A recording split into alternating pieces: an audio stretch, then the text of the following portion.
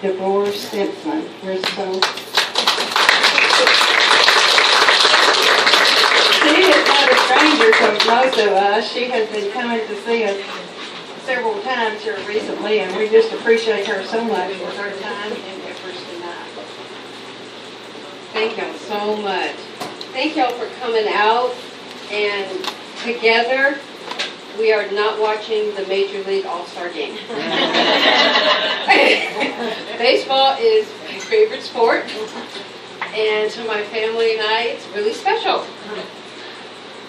But I bet there's special things that y'all have too. Probably in your home, you have things that are special. Heaven forbid something really bad happened in your home and you had to leave quickly. And you had a means of escape for safety, and you had an extra moment to grab something real quick. I bet y'all can think of what that is in a couple seconds. Oh yeah, I grabbed that. Well, I have something that I would grab. I would grab my grandparents' retirement pins. They're lapel pins. When my sisters and I were young, we spent a lot of nights over to my grandparents' house. And a lot of those nights were during the week. So it was a work day. We would get up the next morning. It was a work day morning. We would get dressed. My grandparents would take us to our house so we could get on to school, and then they would go on to work. Each time we spent their night over their house during the week, we saw their work morning routine. My grandfather would get up. He would make his lunch. Yes, my grandfather made his own lunch. My grandmother would have her coffee and have her toast, and she would make a little snack that she would have for later on in the day. But I noticed something about them every single time in the mornings. When they would get up to get ready for work, they were happy every single day. When my grandparents came to the mainland United States, they were proud to have a job. They were so proud. You could see it in their face. And they worked at the same place, which was a double bonus. They knew, they believed, and they showed hard work to help someone else. Sacrificing, working hard, doing a good turn for the benefit of another person. They told me and my sisters, work hard, treat people right. Yes, they said that to us, but they also showed it to us by their actions. When I look at my grandparents' retirement pins, it reminds me of the work ethic that they placed in me and my sisters. Now, my grandparents didn't even know the word ethic, but they exemplified it. When I look at their retirement pins, it reminds me of what they did working hard for the sake of someone else. Their work benefited me. They gave something to me. Their pins don't have monetary value, but they have great sentimental value. I had to look up sentiment in the dictionary. And Webster says, sentiment is an attitude or thought about something prompted by feeling. An attitude or thought prompted by feeling. When I think of my grandparents, I feel proud. And I feel very happy about how their work something was given to me. We all have many things that are valuable. Those pins are valuable to me. And I'm sure you have many things that are valuable to you. This is something that's also valuable to me. This is my voter registration card. Just like my grandparents' retirement pins remind me of something that was given to me, a good work ethic, that I didn't work for, this reminds me of something that was given to me that someone else put in the effort for, my vote.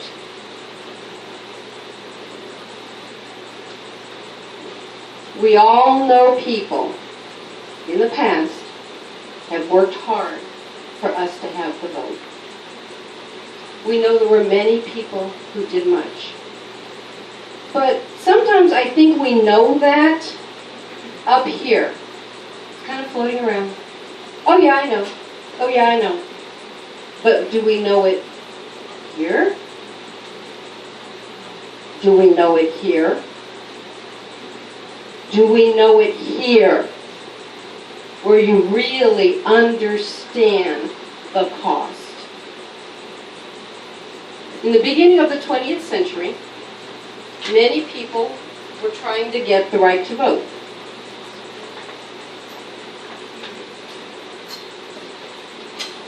There were many people in that group.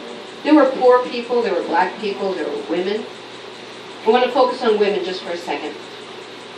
It's the beginning of the 20th century, and you could see women were marching along with their banners, wanting the opportunity to cast a vote. Or they were standing on the corners holding up signs, having discussions with people. Now, can you imagine a young wife, early 20th century? She's a newlywed. She has a wonderful husband. She's happy. And there's another woman, a young adult woman, who's at home with her parents still, and her parents just love her. She is just the apple of their eye. So these two women, young women, looking out their windows during the day, kind of looking, seeing those women out there, walking with banners and talking to people. And they're kind of pondering and wondering, that must be pretty important what those ladies are out there doing. And they think about it for a while. That young bride goes to her husband and says, you know, I've been thinking about what those ladies are doing out there, and I think maybe they're right.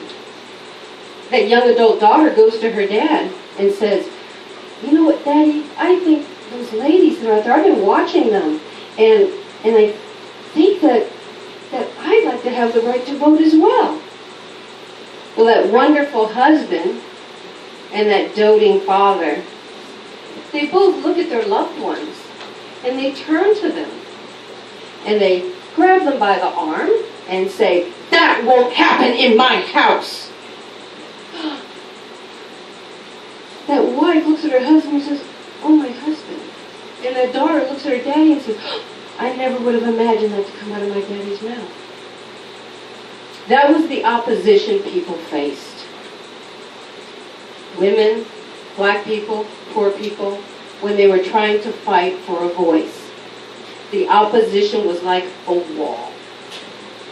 Hatred, anger, violence.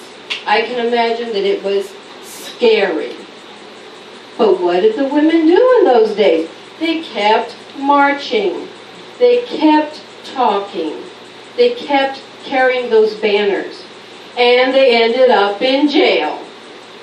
Now, there's a big difference between the 2014 jail and the beginning of the 20th century jail.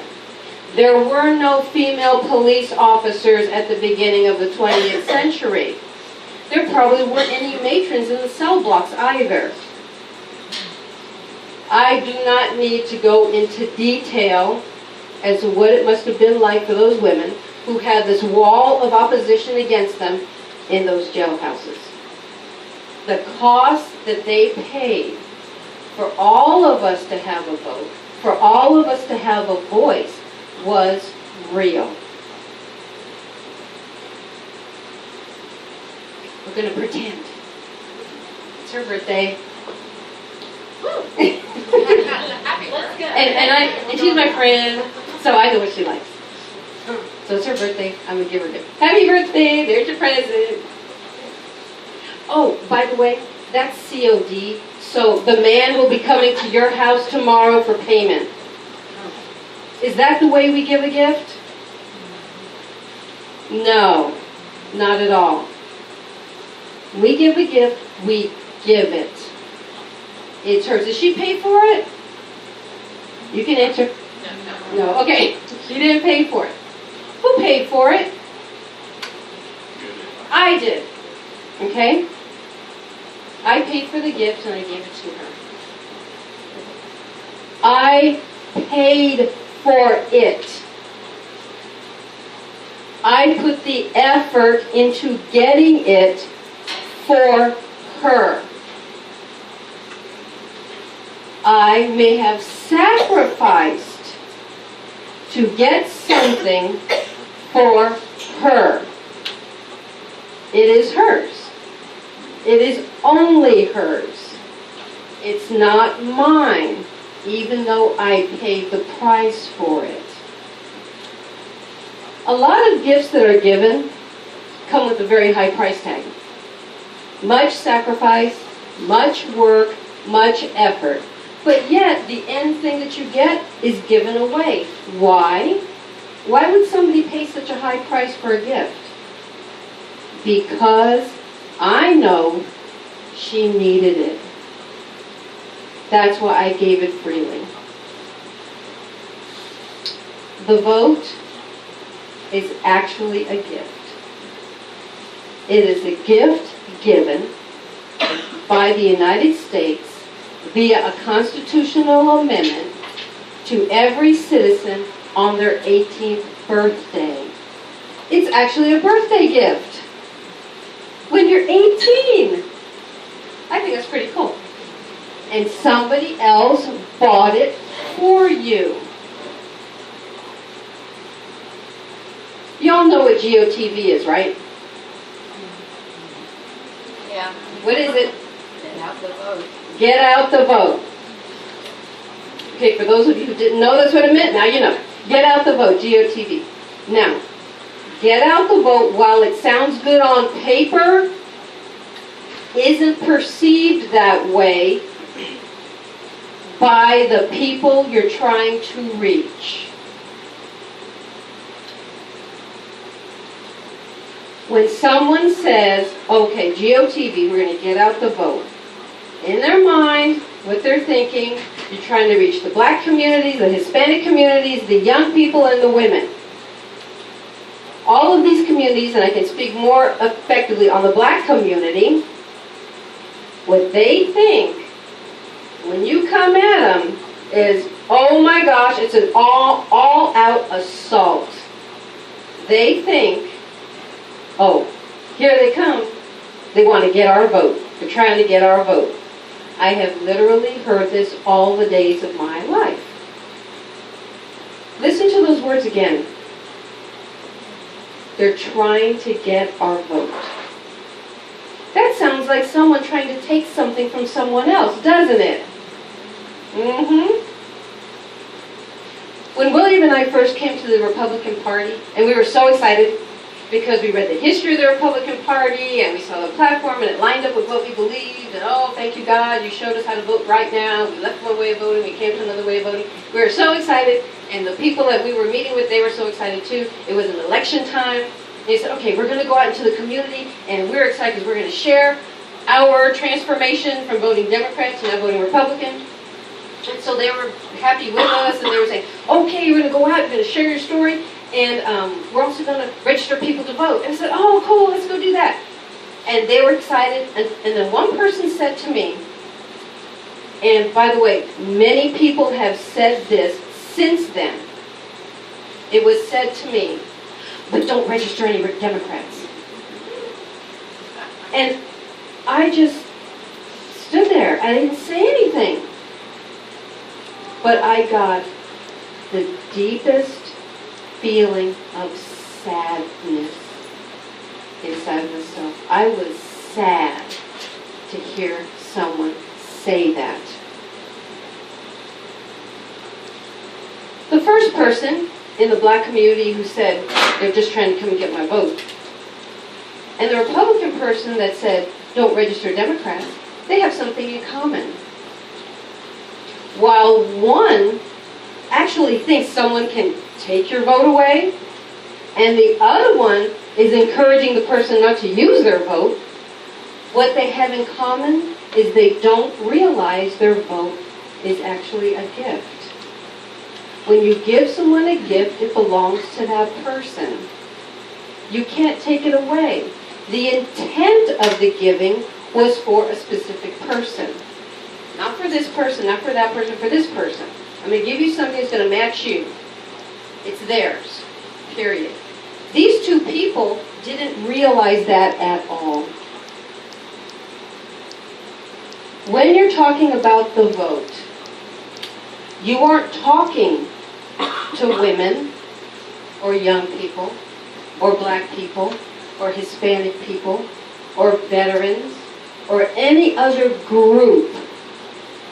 You're supposed to be talking to your fellow citizen. That's something we all have in common. We're citizens of one country, at least for now.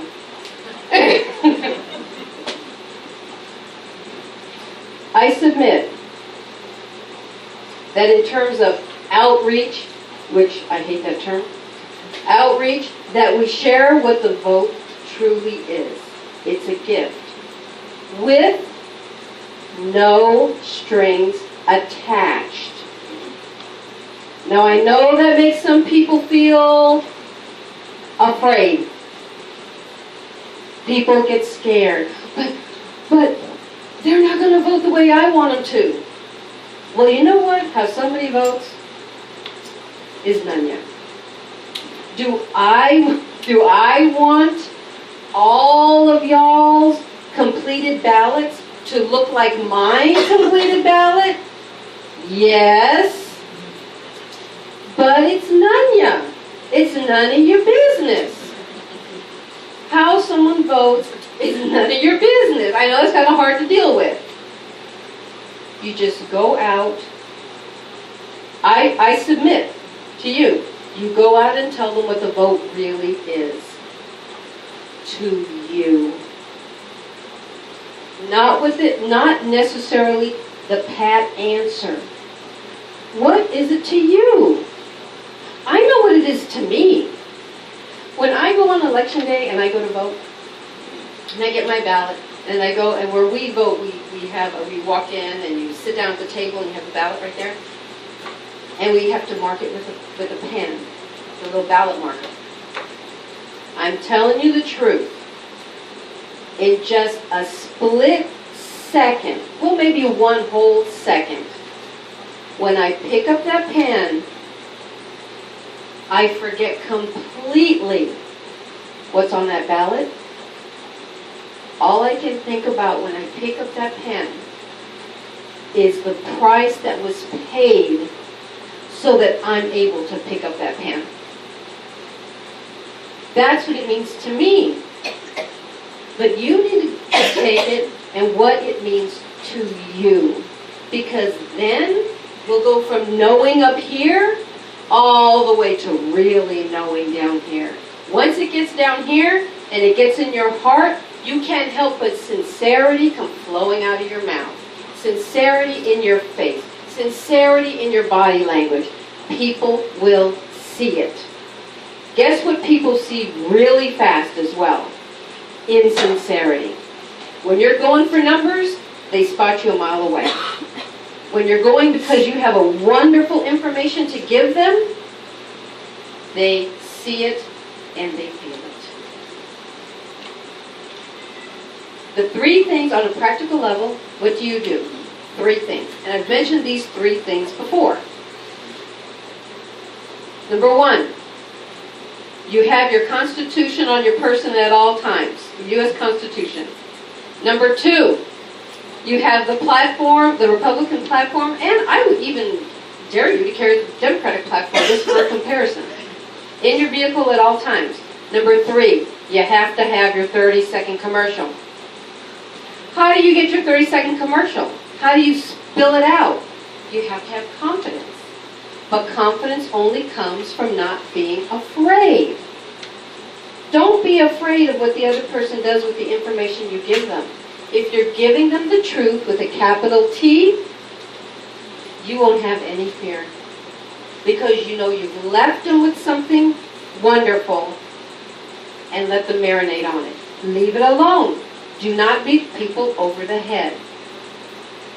And aside to that, Do not threaten, coerce, bully, or bribe anyone about their vote. Also, do not be bullied, coerced, threatened, or bribed about your vote, even if it comes within your own family. It's your gift to do with what you are led to do, but you can only do responsibly with it if you learn. Now, the fourth thing I'm going to add to my list is become a deputy voter registrar. Believe me, it works. I have had conversations with people, I've told them this, and they say, wow, Deborah, I didn't even think about it like that. And I said, okay, well, you're going to vote in the next election, right? Well, I'm not even registered. Where do I go? And I said, you don't have to go anywhere. I go on my purse and get out my registration form and have them fill it out right there. I've impacted that person to the point where they actually registering. Now I have to let them go with the information I gave them, and it's between them and God.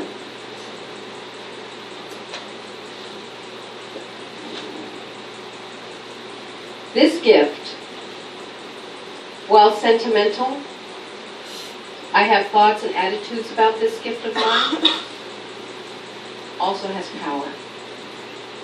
Much power. I would suggest to you, please, go out soon. Tell people about this wonderful gift and share it with them. I thank you, and now maybe we can get to our houses in time to watch the last 3 innings. Thank y'all.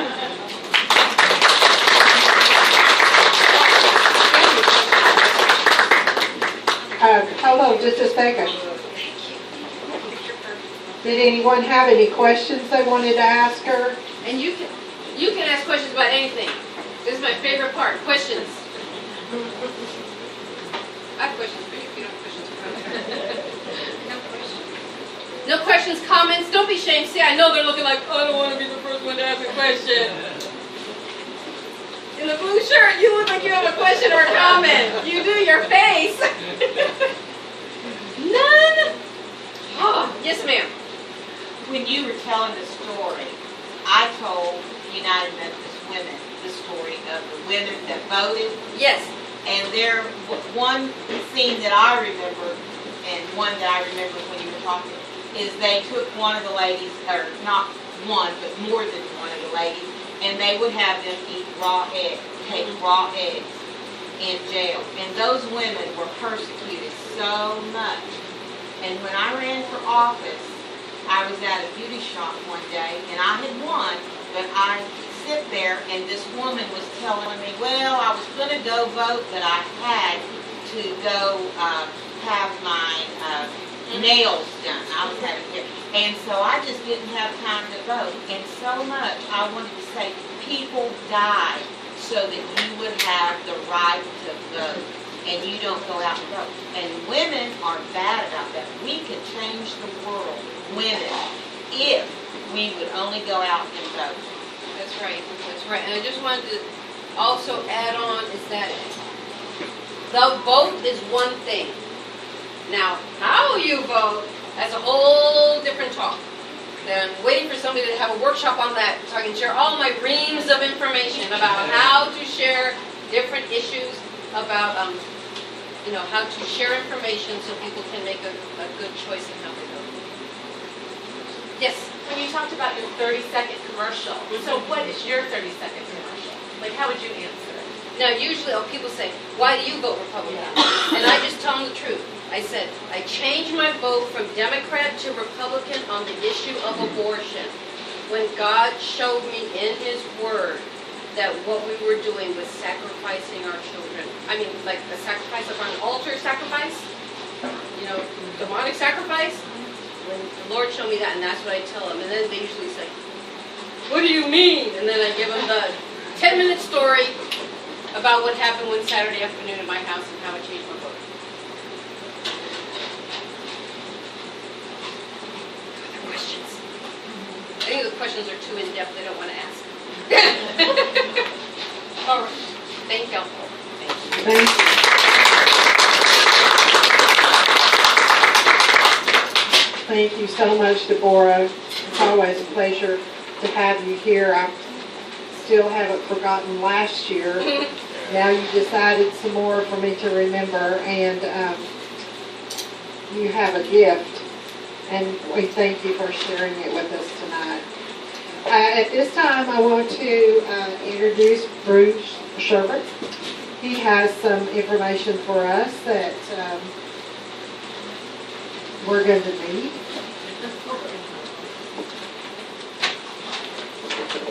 Good evening, everybody. Tommy asked me to come tonight, and it's kind of topical to see if anybody wanted to become a deputy registrar. Oh, And deputy, yay! I'm over the elections part. I'm the new elections administrator. I've only been on the job for about 7 months, but I've held elections a long time. I held elections for Dallas County for 25 years. Before that, I was over voter registration for 4 and the assistant administrator for 3. So I can tell you a couple of things about that. In the first 105 months when I took over elections, 1.2 million voters, we held 91 elections in Dallas County. Thank God our legislature changed the law so we don't hold them as much as we did before, so voters don't get further confused with the process. But I'll tell you one thing, and I just want to make this statement before I begin. I love this county. I spent 30 years in elections in Dallas County. Came over here, and it's just like, where have I been and where has this county been? It's just a fantastic county. I love it. And I told the commissioners this. On election day in the primary, 120 people came in our office at the main location, just down the street, thinking they could vote like early voting. But they had to go to their polling place because it's election day. So we had to redirect 120 people on election day in Ellis County. You know how many people got mad that day? Not one person said one bad word. Wow. Now I tell you what, in Dallas County, people have thrown things at me, said some awful things to me probably during the day by telling them, this is a kind and just an awesome county. And I love being here, and I hope that you'll love me being here because I'm going to give it my all. Deputy registrar, what does that mean? Under our laws, when you take back a completed voter registration application from someone, you're actually taking back a legal document, a signed legal document. And under our laws, to take back a signed document, you just have to be on file in our office showing that you have read the procedures, that we've gone over them with you, so that that voter is protected, that registrant is protected to know that their card's going to get back to our office. So it's just a formalizing of a process. Anybody can hand a person a voter registration application, and that person can mail it in. You don't have to be a deputy to do that. But I'll just tell you, with 30 plus years of election experience, chances of it getting back to our office are slim and none.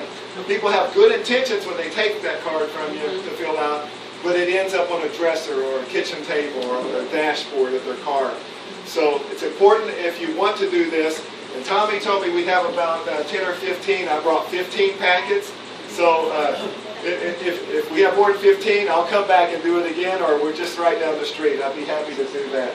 So here's what the process is. Anybody wants to be a deputy registrar, if you already are a deputy registrar, they expire at the end of this year. December 31st, you have to re-up it again next year.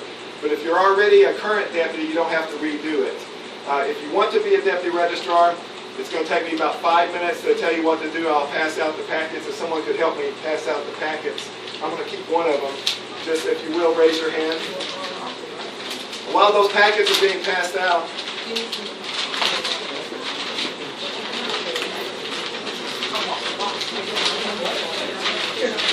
while they're being passed out, I'll just tell you a little something. I retired from Dallas County in 2011, and I started here this year, but I did presentations for national organizations and in my 2 years off of doing this. And one of the presentations I did was alternative voting methods and voter registration, talking about the new trends, the new norm of this area. And I did a historical review of it, and I showed pictures of voting and all the different voting systems from the very beginning, from paper ballot all the way through. And I came across a picture, and it was a picture with some ladies fully dressed, long dresses, voting on lever machines, the very first lever machines. that were ever designed and been used. And the caption of the picture said, "Women practicing voting." And when I looked down at the picture, it was 1913. They looked so happy, and I thought it took 7 years of practice to be able to try that machine out. And I know my wife, she can do it about 10 times faster than I could, so don't tell me how long it took men to be able to do that. But that wasn't in my great-grandfather's lifetime. My dad was born in 1914. I was the youngest of 7. That was in my dad's lifetime, and it's just amazing that we have come a long way, but it took a long time to come a long way. So, if you have your packet, first thing you're going to see is something called Request for Appointment as Voluntary Deputy Registrar. Did someone not get a packet that wanted one?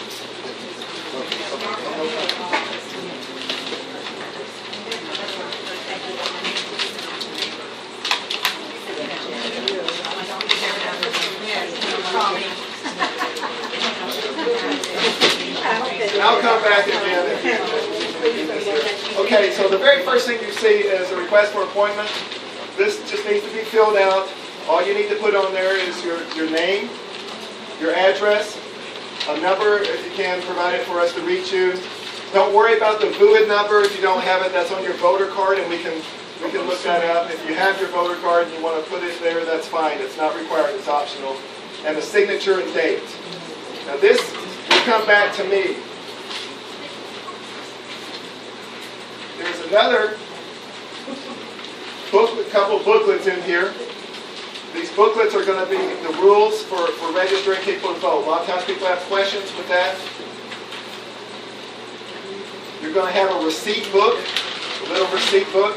Anyone that you have registered to vote, you take back their completed application, you issue a receipt to them. That receipt is very important because if for any reason we fail to get that registration application uploaded into our system and onto the file and then onto the voter registration list, that receipt will be proof that that person did register to vote, and by voting a provisional ballot, it will be counted because they have that receipt to show as proof.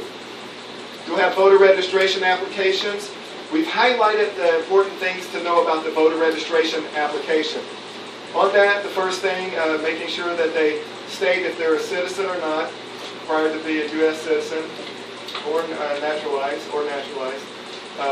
18 years of age, of course. Then we require them to put their name, residence address, and zip code included. Now, on the name, because now our state law requires voter identification to be presented when voters go to vote. Almost all voters show their driver's license. Almost everyone. Probably over 9 out of 10 in most situations. The name that they put on this voter registration application, it would be great if they put it exactly the way it is on their driver's license. It's not required. We can accept similar looking names. If it's Robert and they go by Bob on their voter card, that's fine. We'll accept them for voting. It just makes it faster and easier if the name that they put on their application matches their driver's license. And we'll make the voter file represent that. Their date of birth has to be on there. Optional telephone number, but it's very helpful because we will call them if there's something wrong, defective on here that we need additional information. Driver's license, and if they don't have their driver's license, the last 4 digits of their social. And if for any reason, it's very rare that you see that happen, that someone doesn't have either one of those, there's a box for them to check to show that, and then there's some additional proof they'll show once they appear for voting. Very important to make sure they sign it. And what we do is, once we enter this in, so that information has to be legible. One of the things you can help us out with is making sure that we can read that. And sometimes you can help them as long as they have signed their form. You can even help them fill it out. It's not required that they fill it out, but it's just required that they sign. And if they can't sign, you make a notation to that effect. For whatever reason, they're unable to sign their name. The receipt just simply calls for a name of the voter, and below that is your name you put on there. Now, there's 2 copies on that receipt, as you'll see. There's a yellow and the top copy's white. You will take the yellow copy and attach it to the voter registration application, and the white copy is given to the person registering to vote. We get the yellow copy back. Now, by law, within 5 days of you taking back a completed voter registration application, you need to turn that into our office. It's a 5-day period. Be always a little careful if it's close to a cutoff period, because 30 days is the cutoff period for registration in our state. And we want to make sure that if you've got that, say, on the 28th day, that as soon as possible, no later than the 29th day before the election, that that's turned into us, so that we can process them, get them on the roll so that they can be ready to vote early or on election day. Your booklet will give you all the answers. The real key is making sure we get that back within 5 days, that it's been completed, that you have given a receipt.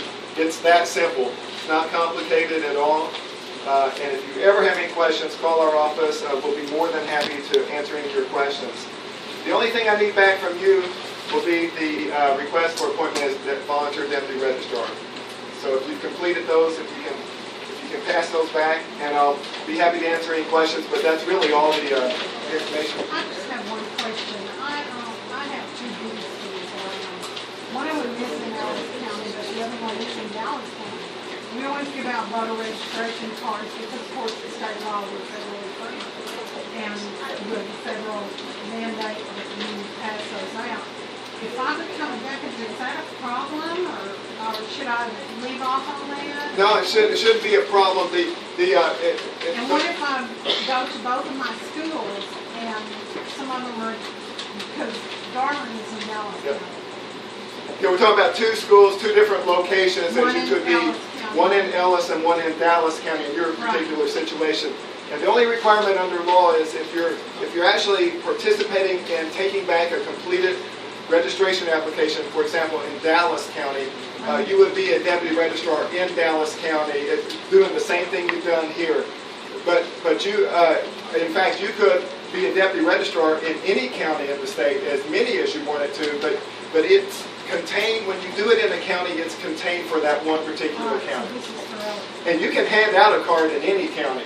The only time I'm talking about deputy registrars taking it back, that's when you're taking back a legal document. Did I cover everything, Judge? Okay. Talking to a veteran here, I know. How you feel? Yeah. On this, you've highlighted these areas, but do we just have to fill the whole thing out? Right, the full thing. We wanted to call attention. There are some things we can get by with not being critical. For example, we highlighted phone number. If it says optional, it's not even required to be on there. But the things we highlighted are things that are just imperative we have for entering in. And if we don't have some of those on there, then we'll have to sometimes notify the voter, register it, and get that information. That's just kind of a tool for you to see what's critical. Okay. All right, if that's it, then if y'all could just pass them to the end of the aisles, and if we could get those collected, then if y'all need anything, I'm there for you, and it would be my pleasure to help in any way. Thank you.